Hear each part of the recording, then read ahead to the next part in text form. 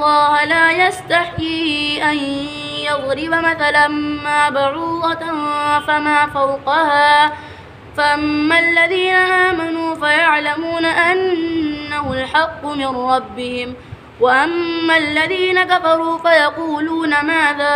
أراد الله بهذا مثلا يضل به كثيرا ويهدي به كثيرا وما يضل به إلا الفاسقين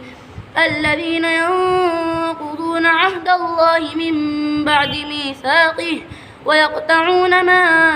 أمر الله به أن يوصل ويفسدون في الأرض أولئك هم الخاسرون كيف تكفرون بالله وكنتم أمواتا فأحياكم ثم يميتكم ثم يحييكم ثم إليه ترجعون